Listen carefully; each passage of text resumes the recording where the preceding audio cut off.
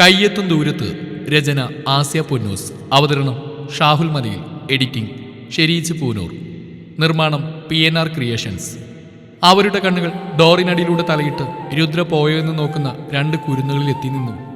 രുദ്രാക്ഷ എന്ന അച്ചുവും മഹിക എന്ന മാളുവും. രുദ്രയുടെയും മഹിയുടെയും മക്കൾ. മിനിറ്റുകളുടെ വ്യത്യാസത്തിൽ ഒരേ ദിവസം പിറന്നു വീണവർ. അവരെ കണ്ടതും കണ്ണൻ വേദന കലർന്ന പുഞ്ചിരിയോട് വിഷുവിനെ നോക്കി. അവൻ മുഖത്തൊരു ചിരി വരുത്തിക്കൊണ്ട് അവരുടെ അടുത്തേക്ക് നടന്നു. ഒരാളുടെ തലയുടെ മുകളിൽ തലവെച്ച് രുദ്ര പോകുന്ന നോക്കി നിൽക്കുന്ന അച്ചുവിൻ്റെയും മാളുവിൻ്റെയും മുന്നിൽ ചെന്ന് അവൻ കയ്യും കെട്ടി നിന്നു. രണ്ടും കൂടി കുഞ്ഞിപ്പല്ല് കാണിച്ച് വെളുക്കനെ ചിരിച്ചു കാണിച്ചു. ആ ചിരി കണ്ട് അവനും ചിരിച്ചുപോയി. അവൻ അവരുടെ നേർക്ക് കുനിഞ്ഞുകൊണ്ട് ഒരു കൈയിൽ അച്ചുവിനെയും മറുകൈയിൽ മാളുവിനെയും എടുത്തു. രണ്ടുപേരെയും രണ്ടൊക്കത്തും കൂടി ഇരുത്തിക്കൊണ്ട് അവൻ രണ്ടുപേരുടെയും കവിളിൽ ഉമ്മ വെച്ചു. നമുക്ക് ഒളിച്ചളിക്കാം, അവൻ തലയാട്ടി ചോദിച്ചുകൊണ്ട് അവരെ നോക്കിയതും രണ്ടും കൂടി ചുണ്ടു ചുളുക്കി അവനെ നോക്കി. കണ്ണാ, മാളു ചുണ്ടു ചുളുക്കിയതും കണ്ണൻ അവളുടെ ഉണ്ടക്കവളിൽ ഒരു ഉമ്മ കൊടുത്തു. എന്താണ് മാളൂസേ? അവൻ അവളെ കൊഞ്ചിച്ചുകൊണ്ട് വിളിച്ചതും അവൾ അച്ചുവിനെ നോക്കിയ ശേഷം പേടിയോടെ മുകളിലേക്ക് നോക്കി. കണ്ണാ നോത്തിയേ, സി സി. മാളു മുകളിലേക്ക് നോക്കുന്നുണ്ട്. മുകളിലേക്ക് നോക്കി അച്ചു അവിടെ ആരോടോ ഫോണിൽ സംസാരിച്ചു നിൽക്കുന്ന രുദ്രയെ കണ്ടതും കണ്ണനെ കുലുക്കി വിളിച്ച് കാണിച്ചു കൊടുത്തു. ഷീയോട് പോയി പണി നോക്കാൻ പറ, എൻ്റെ മക്കള് വാ. കണ്ണൻ എണ്ണാൻ പോവാണേ, നിങ്ങൾ പോയി ഒളിച്ചോ. കണ്ണൻ മുഖം പൊത്തി തിരിഞ്ഞിരുന്നു. രണ്ടും കൂടി ഉരുണ്ടുരുണ്ടോടി. കണ്ണാ. വിശ്വന്റെ ശബ്ദം കേട്ടാണ് അവൻ മുഖത്തുനിന്ന് കൈമാറ്റിയത്. ഒരു കുറ്റവാളിയെ പോലെ അവന് മുന്നിൽ നിൽക്കുന്ന വിശ്വനെ കണ്ടതും അവൻ മുന്നോട്ട് ആഞ്ഞുകൊണ്ട് വിശ്വനെ കെട്ടിപ്പിടിച്ചു. കണ്ണാ, ഞാൻ. അയാൾ എന്തോ പറയാമെന്നതും അവൻ അയാളുടെ വാപുത്തി വേണ്ട എന്ന അർത്ഥത്തിൽ തല ചലിപ്പിച്ചു. അന്ന് മരണത്തോട് മല്ലടിച്ച് കിടന്ന എന്നെയോ അവളെ തേടി ആരും വന്നില്ലല്ലോ. ഇന്ന് ഈ നിമിഷം വരെ ഞങ്ങളെ അന്വേഷിക്കാൻ ആരും ഉണ്ടായിരുന്നില്ല. ജീവച്ചമായി കിടന്ന എന്നെയും ആരും തുണയില്ലാതെ ഒറ്റക്കായ എൻ്റെ സ്ത്രീയെയും നോക്കാൻ അച്ഛൻ മാത്രമേ ഉണ്ടായിരുന്നുള്ളൂ. അവളുടെ മക്കളെ പോലും അവൾ അകറ്റി നിർത്തിയപ്പോൾ എല്ലാം കണ്ട ഒന്ന് അനങ്ങാൻ പോലും ആവാതെ ഞാൻ കിടന്നപ്പോൾ അവരെ അച്ഛൻ്റെ നെഞ്ചിലിട്ടല്ലേ വളർത്തിയത്. ഇത്രയൊക്കെ ഞങ്ങൾക്ക് വേണ്ടി ചെയ്തില്ലേ? എന്തിനാ അച്ഛ ഇങ്ങനെയൊരു കുറ്റബോധം? അവൻ അയാളുടെ കയ്യിൽ പിടിച്ചു ചോദിച്ചതും കണ്ണീരോടെ അയാൾ അവനെ കെട്ടിപ്പിടിച്ചു. കന്നാ, വാ കന്നാ. ശ്രാവൺ വിഷുവിനെ കെട്ടിപ്പിടിച്ചെന്നു മാളൂട്ടി ഓടി വന്ന് അവൻ്റെ കാലിൽ ചുറ്റിപ്പിടിച്ചു. അവൻ വിഷയിൽ നിന്ന് വിട്ടുനിന്നുകൊണ്ട് അവളെ നോക്കി. ആഹാ, എന്റെ മാളൂട്ടി ഒളിച്ചില്ലേ? അവൻ മുഖം തോളിൽ തുടച്ചുകൊണ്ട് അവളെ വാരിയെടുത്ത് അവളുടെ ഉണ്ടക്കവളിൽ ഉമ്മ വെച്ചുകൊണ്ട് ചോദിച്ചത് അവൾ അവനെ നോക്കി വെളുക്കിനെ ചിരിച്ചുകൊണ്ട് വയറിൽ തൊട്ട് കാണിച്ചു. എടാ, അവൾക്ക് വിശക്കുന്നു എന്നാ പറഞ്ഞേ. അവരുടെ ഓരോ ചലനങ്ങളും വിഷുവിനേക്കാൾ നന്നായി മറ്റാർക്കും അറിയില്ല. അവർ ജനിച്ചു വീണ മുതൽ അയാളുടെ കൈകളിൽ കിടന്നാണ് രണ്ടുപേരും വളർന്നത്. ആണോടാ, എന്റെ ചുന്തിരി മാവക്ക് വിശക്കുന്നുണ്ടോ? അവൻ അവളുടെ കുഞ്ഞുവാരിൽ ഇക്കിളിപ്പെടുത്തിക്കൊണ്ട് ചോദിച്ചതും അവൾ പൊട്ടി പൊട്ടി ചിരിച്ചു. മതിയടാ, എന്റെ കൊച്ചിനിങ്ങ് തന്നെ, നല്ല വിശപ്പായിരിക്കും. വിഷുവിൻ അതും പറഞ്ഞ് ശ്രാവണിന്റെ കയ്യിൽ നിന്ന് മോളെ എടുത്തു. അച്ചു ഇവിടെ? അച്ചു! ശ്രാവൺ അവിടെ മുഴുവൻ നോക്കിക്കൊണ്ട് വിളിച്ചതും. നീ വിളിക്കണ്ട, ഒരാൾക്ക് വിശപ്പടിച്ച സ്ഥിതിക്ക് അടുത്ത ആളും ഇപ്പൊ തന്നെ ഇങ്ങ് എത്തിക്കോളും. വിഷുവിൻ അത് പറഞ്ഞു തീർന്നു. വായിൽ വിരലിട്ട് നുണഞ്ഞുകൊണ്ട് അവൻ അലഞ്ഞലഞ്ഞ് അങ്ങോട്ടേക്ക് വന്നു. ഞാൻ പറഞ്ഞില്ലേ? ഒരു കൈ വായിലിട്ട് മറുകൈയിട്ടിരിക്കുന്ന കുട്ടി ഷോർട്സിലും പിടിച്ച് മുകളിലേക്ക് കയറ്റി വരുന്ന അച്ചുവിനെ നോക്കിക്കൊണ്ട് വിഷം പറഞ്ഞു. അയ്യേ, അച്ചൂട്ടന്റെ നിക്കർ ഊരിപ്പോയല്ലോ. കുഞ്ഞു ട്രൗസർ അഴിഞ്ഞു വീണതും ശ്രാവൺ വായപൊത്തി അവനെ കളിയാക്കിയതും മാളൂട്ടിയും വായപൊത്തി ചിരിച്ചു. അത് കണ്ടതും രണ്ടിനെയും ഒന്ന് തുറിച്ചു നോക്കി അവൻ ട്രൗസർ പിടിച്ച് വലിച്ചിട്ടതും വിശ്വൻ മാളൂട്ടിയെ കൊണ്ടുപോയി അവർക്കായി സെറ്റ് ചെയ്ത കുഞ്ഞ് ഡൈനിങ് ടേബിളിനോട് ചേർന്നുള്ള ചെയറിലിരുത്തിക്കൊണ്ട് അച്ചുവിനെ എടുത്ത് ഡൈനിങ് ടേബിൾ നിർത്തി. അവന്റെ ട്രൗസർ പിടിച്ച് നേരെ ഇട്ടുകൊണ്ട് അവനെയും ചെയറിലേക്ക് ഇരുത്തി വിഷൻ കിച്ചണിൽ പോയി രണ്ടുപേർക്കുള്ള പാലുമായിട്ട് വന്നു. 2 ഗ്ലാസ്സിലായി പാലൊഴിച്ച ശേഷം ഓരോ ബിസ്ക്കറ്റിലായി പാലിൽ മുക്കി രണ്ടുപേരുടെയും വായിൽ വെച്ചു കൊടുത്തു. രണ്ടുപേരുടെയും വയറു നിറയെ അത് കഴിപ്പിച്ചുകൊണ്ട് വാ കഴുകി തുടച്ചുകൊണ്ട് വിഷൻ രണ്ടുപേരെ എടുത്ത് 2 തോളിലിട്ടുകൊണ്ട് അങ്ങോട്ടും ഇങ്ങോട്ടും നടന്നു. അത് കണ്ടതും കണ്ണൻ വന്ന് മാളൂട്ടിയെടുത്ത് തോളിലിട്ടുകൊണ്ട് അവളെ പതിയെ തട്ടിയുറക്കി. രണ്ടുപേരും ഉറങ്ങിയതും അവരെ ബെഡിൽ കിടത്തിക്കൊണ്ട് ഒരു വശത്ത് തലയിണ തടവെച്ചുകൊണ്ട് മറ്റേ അറ്റത്ത് ശ്രാവൺ കിടന്നു. വിഷൻ അവരെ ശ്രാവണെ ഏൽപ്പിച്ചുകൊണ്ട് ലൈറ്റ് ഓഫ് ചെയ്ത് പുറത്തേക്ക് പോയതും അവർ രണ്ടുപേരുടെ അടുത്തേക്ക് ചേർന്ന് കിടന്നു. അവരുടെ മുഖത്തേക്ക് നോക്കി കിടക്കവേ പല ഓർമ്മകളും അവൻ്റെ മനസ്സിലേക്ക് വന്നു. അന്നത്തെ സംഭവങ്ങൾ ഓർമ്മ വന്നതും അവൻ കണ്ണുകൾ ഇറുക്കി അടച്ചു. അന്ന് നന്ദൻ തന്നെയും സ്ത്രീയെയും ഒരു കാറിൽ കയറ്റി കൊക്കയിലേക്ക് കൊണ്ടുപോകുന്നൊക്കെ പാതിമറഞ്ഞ ബോധത്തിൽ ഞാൻ അറിയുന്നുണ്ടായിരുന്നു. അയാൾ ഞങ്ങളെ കയറ്റിയ കാർ ഉൾപ്പെടെ കൊക്കയിലേക്ക് തള്ളിയിടാൻ പോയെങ്കിലും അത് ചെയ്തില്ല. പെട്ടെന്ന് കാറ് തള്ളുന്ന നിർത്തി ഞങ്ങൾ അതിൽ നിന്ന് പുറത്തേക്ക് വലിച്ചിട്ടു. അതിനുശേഷം ഞങ്ങളെ കൊണ്ടുവന്ന കാറ് മാത്രം അവർ കൊക്കയിലേക്ക് തള്ളിയിടുന്നു. ആ കാർ പൊട്ടിത്തെറിക്കുന്നു ഞാൻ അറിയുന്നുണ്ടായിരുന്നു. എന്തിനാണ് അയാൾ അതൊക്കെ ചെയ്തതെന്ന് എനിക്ക് അപ്പോൾ മനസ്സിലായില്ലായിരുന്നു. രക്തം ഒരുപാട് വാർന്നൊലിച്ച് എൻ്റെ കണ്ണുകളിൽ ക്ഷീണം ബാധിച്ചതും എൻ്റെ കണ്ണുകൾ അടയുന്നതും ഞാൻ അറിഞ്ഞു. പിന്നീട് കണ്ണുകൾ തുറന്ന ഞാൻ ഹോസ്പിറ്റലായിരുന്നു. അന്ന് എൻ്റെ ബോധം പറഞ്ഞാൽ പിന്നെ എന്താണ് സംഭവിച്ചതെന്ന് എനിക്ക് ഓർത്തെടുക്കാൻ കഴിയുന്നുണ്ടായിരുന്നില്ല. ശ്രീയുടെ മുഖം ഓർമ്മ വന്നു. ഞാൻ ആ ബെഡിൽ നിന്ന് ചാടിയണിക്കാൻ ശ്രമിച്ചു. പക്ഷേ ഒന്ന് അനങ്ങാൻ പോലും എനിക്ക് കഴിയുന്നുണ്ടായിരുന്നില്ല. അത് തിരിച്ചറിഞ്ഞ നിമിഷം ഞാൻ തകർന്നുപോയി. ഒന്ന് അലറി കരയാൻ പോലും എനിക്കാവുന്നുണ്ടായിരുന്നില്ല. നേഴ്സിൻ്റെ അവസ്ഥ കണ്ട് അച്ഛനെ കൂട്ടി വന്നപ്പോഴേക്കും സ്ത്രീയെക്കുറിച്ച് ചോദിക്കാൻ പോലും എൻ്റെ നാവ് ചലിക്കുന്നുണ്ടായിരുന്നില്ല. എൻ്റെ മനസ്സ് വായിച്ചതുപോലെ അച്ഛൻ എന്നോട് അവളെപ്പറ്റി പറഞ്ഞു. ആരൊക്കെ ചേർന്ന് എന്നെയും സ്ത്രീയെയും ഹോസ്പിറ്റലിൽ എത്തിച്ചാണെന്നും കൊണ്ടുവന്നപ്പോൾ രണ്ടുപേർക്കും ബോധമില്ലായിരുന്നെന്നും അച്ഛൻ പറഞ്ഞപ്പോൾ ഞങ്ങളെ രക്ഷിച്ചവരിൽ മഹിയുടെയും ഏട്ടൻ്റെയും മുഖങ്ങളായിരുന്നു ഞാൻ തിരിഞ്ഞത്. അവരൊന്നുമല്ല ഞങ്ങൾ രക്ഷിച്ചെന്ന് അറിഞ്ഞപ്പോൾ മനസ്സിൽ വല്ലാത്തൊരു ശൂന്യതയായിരുന്നു. അന്ന് ഞങ്ങൾക്ക് എന്താണ് സംഭവിച്ചതെന്ന് അച്ഛൻ പലതവണ സ്ത്രീയോട് ചോദിച്ചെങ്കിലും നിറഞ്ഞ കണ്ണുകൾ കൊണ്ടൊരു നോട്ടമല്ലാതെ മറ്റൊന്നും അവളിൽ നിന്ന് അറിയാൻ കഴിഞ്ഞില്ല. ആരോടും ഒന്നും മിണ്ടാതെ എപ്പോഴും എന്തെങ്കിലും ചിന്തിച്ചിരിക്കുന്ന അവളെ നോക്കി വീൽ ചെയറിൽ നിസ്സഹനായി ഇരിക്കാൻ എനിക്കായുള്ളൂ. അച്ഛൻ ഒരുപാട് കൗൺസിലിങ്ങിലൂടെയാണ് അവളെ ഒന്ന് സംസാരിച്ചെടുപ്പിച്ചത്. ഞങ്ങളെ സംരക്ഷിക്കാനാവും അച്ഛൻ എല്ലാവരിൽ നിന്നും ഞങ്ങളെ ഒളിപ്പിച്ചത്. ഞങ്ങളുടെ ജീവന് ഭീഷണിയുണ്ടെന്ന് പേടിച്ച അച്ഛൻ ഞങ്ങളെ പുറം ലോകത്തിൽ നിന്ന് മറച്ചു പിടിച്ചു. ഒരു പക്ഷേ ഞങ്ങളെ വിട്ടുകൊടുക്കാൻ കഴിയാതിരുന്ന് ഞങ്ങളോടുള്ള സ്നേഹവും കരുതലും കൊണ്ടാവും. എന്നാൽ അത് സ്വാർത്ഥതയാണെന്ന് പറഞ്ഞ് ഇപ്പോഴും കുറ്റബോധത്തോടെ കഴിയുകയാണ് ആ പാവം. ഇത്രയും കാലമായിട്ടും ഞങ്ങൾ അന്വേഷിച്ച ഉണ്ണിയേട്ടനോ മഹിയോ ആരും വന്നില്ല. അതിനവരൊന്നും ശ്രമിച്ച കൂടി ഇല്ലെന്ന് ഓർക്കുമ്പോൾ പിന്നെ ഞാനും പതിയെ എല്ലാം മറന്ന് ജീവിതത്തിലേക്ക് വരാൻ തുടങ്ങി.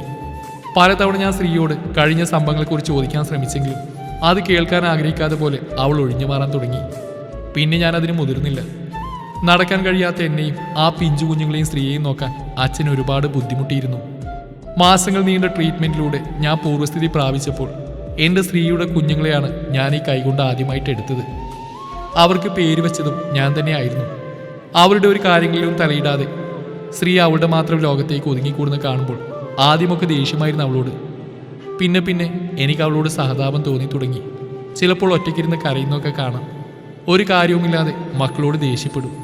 അവളുടെ ദേഷ്യം അവരുടെ ദേഹത്ത് തീർക്കും.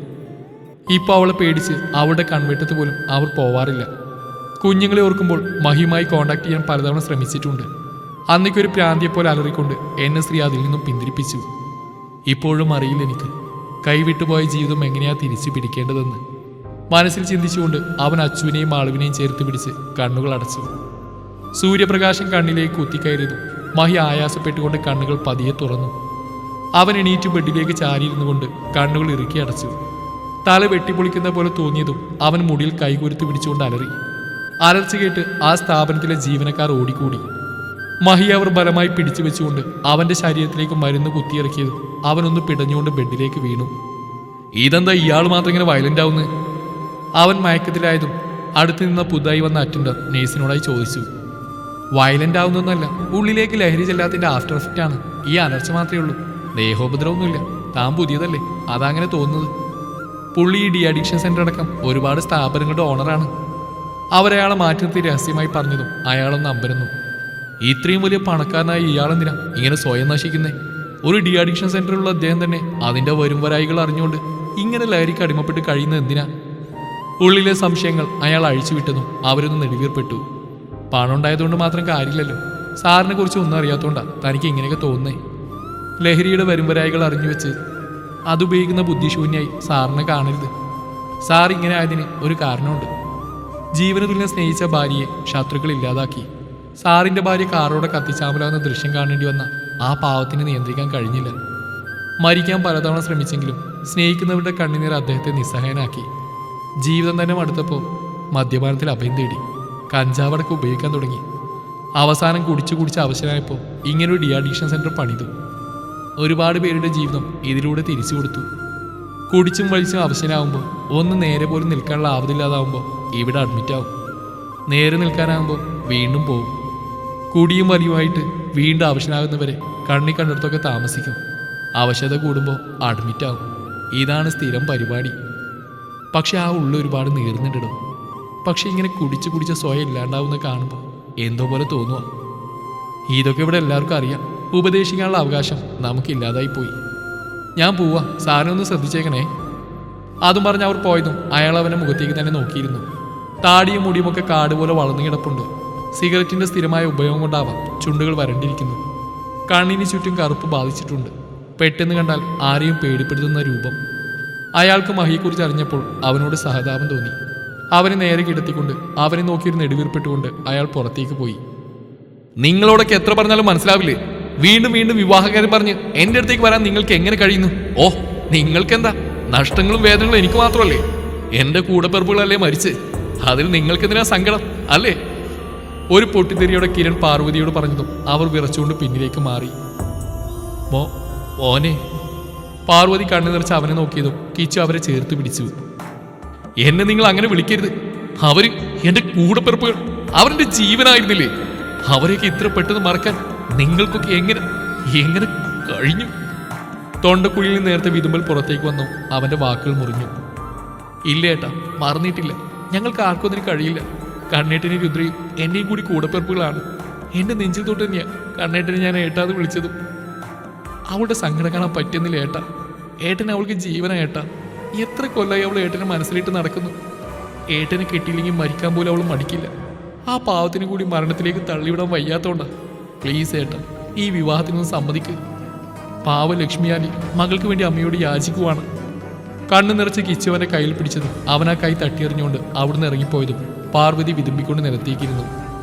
കിച്ചു, കീർത്തിമോൾ, അതൊരു പാവാ കിച്ചു. എനിക്കതിൻ്റെ കണ്ണീര് കാണാൻ വയ്യ. എത്ര കാലെന്ന് വെച്ചാൽ അവരിങ്ങനെ ഒറ്റയ്ക്ക് നേറി ജീവിക്കുന്നു. എൻ്റെ കുഞ്ഞിനൊരു ജീവിതം വേണ്ടേ? പാർവതി വിതുമ്പരോടെ പറഞ്ഞതും കിച്ചു അവരെ ചേർത്ത് പിടിച്ച് ആശ്വസിപ്പിച്ചു. അന്നത്തെ ആ സംഭവത്തിന് ശേഷം കിരൺ അങ്ങനെ പുറത്തേക്ക് ഇറങ്ങാറില്ല. വല്ലപ്പോഴും മഹിയുടെ ഒപ്പം കൂടും. കുടിച്ച് നിലതെറ്റിയാവും തിരികെ വരിക. സൂര്യനും കിച്ചുവും അല്ലുവും അന്നുവും ഫിദയും ആരും കോളേജിൽ പോവാതെ വീട്ടിൽ ചടച്ചിരിക്കാൻ തുടങ്ങിയതും മഹി അവരുടെയൊക്കെ പഠനം പൂർത്തിയാക്കിപ്പിച്ചു. അല്ലുവും സൂര്യനിപ്പോൾ സത്യനൊപ്പം ബിസിനസ് നോക്കി നടത്തുന്നു. കിച്ചുവും അന്നുവും പഠനം പൂർത്തിയാക്കി. കിരൺ ജോലി ഉപേക്ഷിച്ചതും കിച്ചുവിന് ആ ജോലി ഏറ്റെടുക്കണമെന്നൊരു വാശിയായിരുന്നു. അതിനുവേണ്ടി അവൾ ഒരുപാട് പരിശ്രമിച്ചു. ഒടുവിൽ സത്യന്റെ സഹായത്തോടെ കിരൺ വർക്ക് ചെയ്ത അവൾ പഠിച്ച അതേ കോളേജിൽ തന്നെ അവൾക്ക് ജോലി കിട്ടി.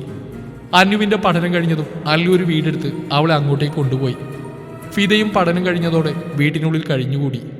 സത്യങ്ങൾ തിരിച്ചറിഞ്ഞ ഭദ്ര കിരണിന്റെ കാലിൽ വീണ് പൊട്ടിക്കരഞ്ഞ് മാപ്പപേക്ഷിച്ചു. ഒപ്പം ഫിദയും അൻവറും ഒന്നും അറിയരുതെന്ന് യാചിച്ചു. ഇന്നവർ നല്ലൊരു ഉമ്മയാണ്, കുടുംബിനിയാണ്. പകയോ പ്രതികാരമോ ഒന്നുമില്ലാതെ അവർ കുടുംബത്തോടൊപ്പം സന്തോഷത്തോടെ ജീവിക്കുന്നു. ചന്ദ്രനും ഋഷിയും അപ്പുവിനെയും കൂട്ടി അവരുടെ വീട്ടിലേക്ക് മാറി. പുതിയ പുതിയ കേസുകൾക്കിടയിൽ ഋഷി പല നാടുകളും അലഞ്ഞ തിരക്കിലായി.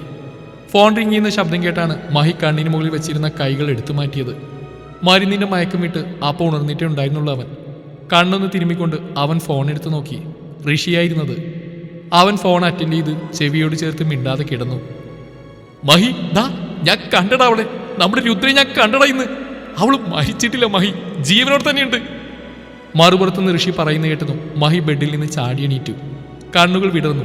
ചുവപ്പ് നിറം ബാധിച്ച കണ്ണുകളിൽ കണ്ണുനീരിന്റെ നനവ് പടർന്നു. ഋഷി, സത്യമാണോടാ? അവന്റെ വാക്കുകൾ ഇടറി. ശരീരത്തെ ബാധിച്ച ക്ഷീണവും തളർച്ചയൊന്നും അപ്പോൾ അവൻ അറിഞ്ഞില്ല. ഞാനൊരു ലൊക്കേഷൻ അയക്കാം, നീ പെട്ടെന്ന് ഇങ്ങോട്ട് വാ, ഞാൻ കിരണിനെ കൂടി വിളിക്കട്ടെ. അതും പറഞ്ഞ് ഋഷി ഫോൺ വെച്ചതും മഹി ബെഡിൽ നിന്ന് എണീറ്റ് ട്രിപ്പിട്ടിരുന്ന ട്യൂബ് വലിച്ചു പൊട്ടിച്ച് പുറത്തേക്ക് ഓടി. സർ, പോവല്ലേ, ഈ ട്രിപ്പ് കഴിഞ്ഞിട്ടില്ല. പുറകെ ചെന്ന് അറ്റൻഡർ വിളിച്ചു പറഞ്ഞെങ്കിലും അവനത് കേൾക്കാതെ കാറിൽ കയറി ഋഷി അയച്ച ലൊക്കേഷൻ ലക്ഷ്യമാക്കി പോയി. ഋഷി പറഞ്ഞത് അവിശ്വസനീയമായ കാര്യമാണെങ്കിലും അത് സത്യമായിരിക്കണേന്ന് അവൻ ഉള്ളൊരുക്കി പ്രാർത്ഥിച്ചു. അവൻ മാക്സിമം സ്പീഡ് കൂട്ടി. ക്ഷീണവും ആവശ്യതയും കാര്യമാക്കാതെ അവൻ അവിടേക്ക് പറപ്പിച്ചു വിട്ടു. തുടരും ഈ കഥയുടെ ബാക്കി ഭാഗം നാളെ ഇതേ സമയം.